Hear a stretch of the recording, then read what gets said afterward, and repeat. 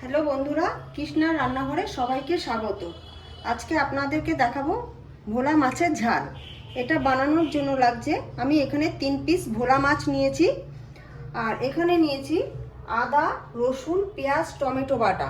এখানে কাঁচা লঙ্কাও আছে, পেস্ট 4টে কাঁচা লঙ্কা পেস্ট করে নিয়েছি, 3টে মাছের পরিমাণ। আর এখানে রয়েছে ধনে, জিরে আর রেড চিলি পাউডার গুঁড়ো। এখানে জল দিয়ে গুলে এখানে রেখে দিয়েছি।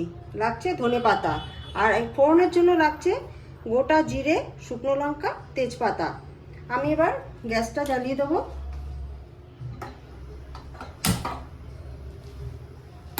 3 পিস মাছ ভেজে রেখে দিয়েছি। এবার আপনাদের পরিমাণ মতো এগুলো সব নেবেন। আমি 3টে মাছের পরিমাণ মতোই সব নিয়েছি। এখানে মাছ ভাজার তেলটাই রয়েছে, আমি এটাতে ফোড়ন দিয়ে দিচ্ছি। জিরে দিলাম, শুকনো লঙ্কা দিলাম, তেজপাতা দিলাম। এটা একটু ভেজে নেব। গুঁড়ো দিয়ে দিচ্ছি যাতে ছিটকে না গায়ে আসে।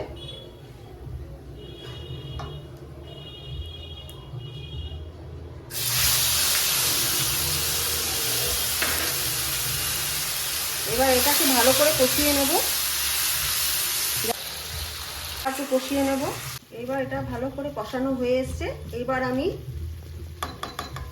এখানে ধনে, জিরে গুঁড়ো আর হলুদ গুঁড়ো আছে, আর রেড চিলি পাউডার আছে। এবার এটা দিয়ে দেবো।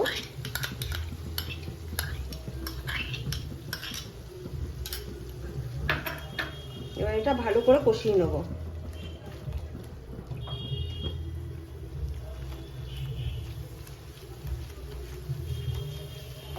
মিষ্টি দিয়ে দিচ্ছি, চিনি দিয়ে দিচ্ছি।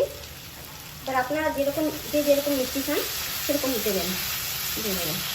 জল দিচ্ছি যাতে মশলাটা পুড়ে না যায়।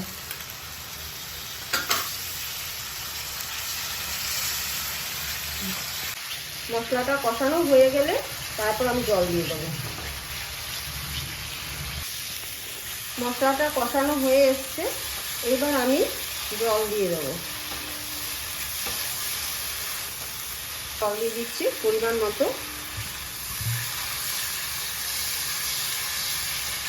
বেশি ঝোল হবে না এটাতে।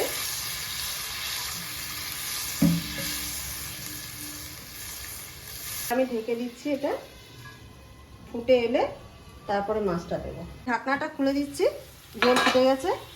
এবার আমি মাছটা দিয়ে দেবো।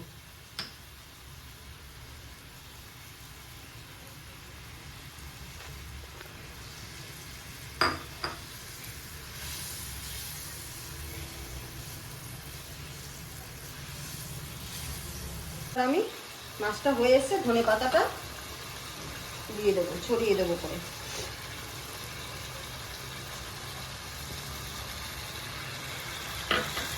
দেখুন মাছের কালারটা কি সুন্দর হয়েছে। এবার আমি গ্যাস অফ করে দিচ্ছি।